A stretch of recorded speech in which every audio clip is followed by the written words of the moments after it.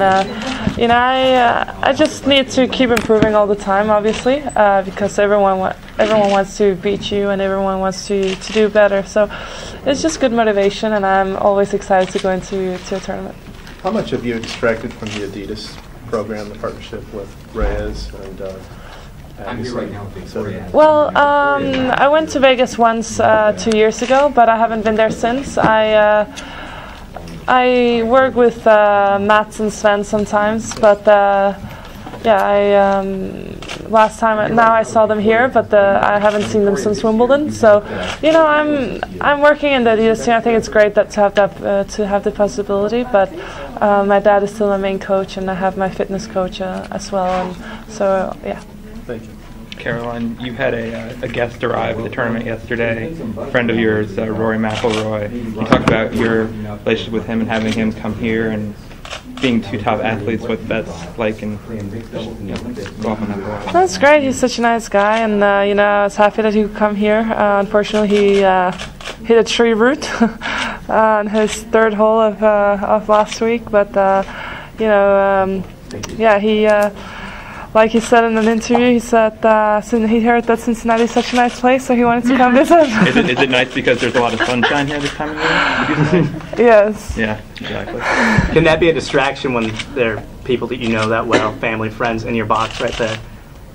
No.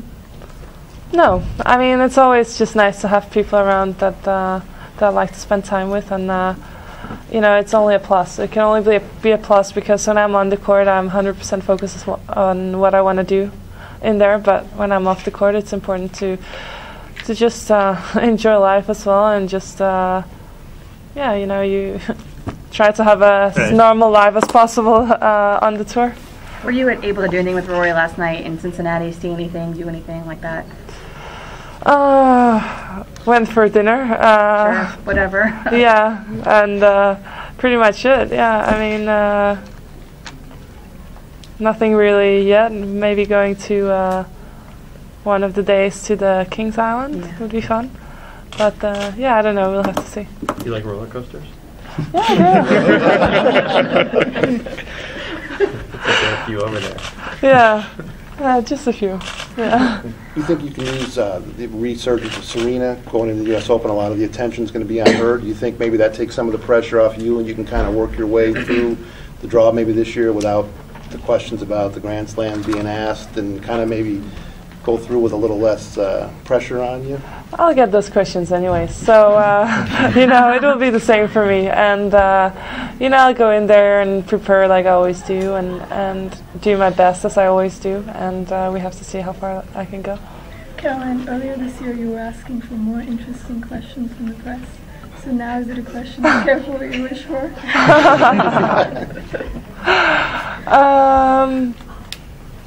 Well, you know, at least we get away from that two questions that I always get asked, so at least it's, you know. A third. Exactly. What do you think about the tournament being combined with the men and the ladies this year? I like it. I think it's great. I think it's always nice to have the men as well, and it always brings a good atmosphere to the tournament, so I really enjoy it. Caroline, I'm sorry. Yeah, I asked Vika the same thing about you both came up during the era where coaching was allowed during tour events. And since these tournaments, a lot of people use this, and I think they're playing New Haven after as well, use it to get ready for the U.S. Open. Have you ever thought about just deciding at the beginning of the tournament not to ever call a coach to get used to the U.S. Open conditions, so having that not be an option?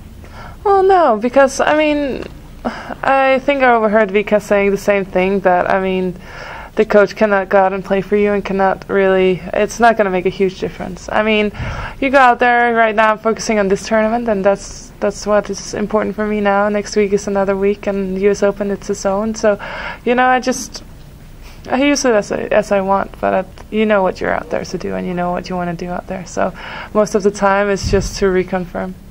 In Charleston, you told me there was a word you were thinking of in reference to that question. Did you figure it out? That's okay. I can't remember now. There's a lot of players your age right now, Caroline. Who are the ones that you could see yourself competing with for slams and, you know, just for the rankings and everything in 4 or 5 years? I think there's a lot. Obviously, Victoria has been playing well. Kvitova, Pavlyuchenkova.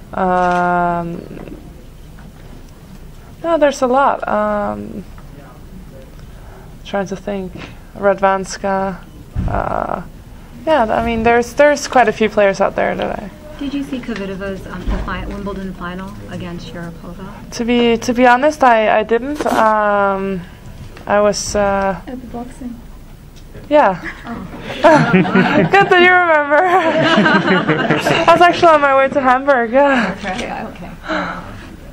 Caroline, it seems like there are really two directions you could go with as far as the development of your game. One is sort of really try to build the power and become sort of a really strong baseliner. The other is to maybe sort of go with the variety route, sort of Hingis. What are you thinking in terms of the future for your game? I think the future of my game is already, I mean, I have a game that I have, and I mean, I cannot change the way I'm going to play. I'm going to add things to my game all the time, and for me, I mean, I'm #1 in the world, and I've been playing well, and obviously you just want to both keep improving the offensive game, but also keep improving your defense, because it's important, both of them. So, yeah, it's just, I mean, be able to have the variation in your game, and for me, that's something that is important for me, and obviously keeping in good shape. Is there any one thing that you're focusing on for this tournament in New Haven that you want to, perfect for U.S. Open? Well, there's a few things, definitely. But yeah, I've been working hard, and I always feel good when I've gotten a few matches, and I've practiced a lot of practice sets here, and been playing with a lot of the girls. So you get that feeling back, and which is really nice to have. Did you feel rust coming back when you were in Toronto? I think everyone is feeling a bit rusty when they come back, and it's tough to go out and play really great in the first match, and especially when it's very windy, and I played a girl who just knew how to mix the game up very well, and it made it difficult for me to get in there, but I'm feeling very good now, and hopefully this week will be better. Caroline, how would you assess your season so far? I think I've had a good season. I mean, I'm #1 in the race. I've won 5 tournaments, and now I've stayed injury-free, knock on wood. And I'm still improving, so I find it good. You've had a lot of success at New Haven, and a lot of players don't take that route, playing that right before the Open, but you've done well. Could you elaborate a little bit on how that really helps you get in gear for the Open as opposed to not playing that week? Well, I really like playing New Haven, first of all, because it feels like a homey tournament for me, and second of all, because you can get as much practice in as you want. There's always a court available for you, and also I like to get a few matches again in, and yeah, I've played 3 times, won 3 times, so that's another good reason to come back. I know, the football team. It's not bad to be surrounded by 100 guys, and yeah, so no, it's good fun. Caroline, I have a question about Denmark. Where should we go if we're touring? Be our tour guide. Is there a great city to visit? Well, definitely Copenhagen. Copenhagen needs to be visited, and it's such a lovely city, especially in the summer. A lot of people. Now there's a lot of construction because they're doing the metro everywhere, but normally it's a really great city, and to go in all the cafes in Nyhavn, which is definitely a place to go, and yeah, just walk around. I mean, you can walk everywhere. I heard Denmark has some of the happiest people in the world. Do you feel a difference from like when you're in other countries in Denmark? I don't know. To be honest, I'm very rarely in Denmark now, but I guess they're happy. I mean, I guess so. I don't think statistics lie. So, well, no. Did you consider moving from there when you were coming up, like to another more, sunnier, more competitive place in Europe or in the States, or were you pretty content to stay?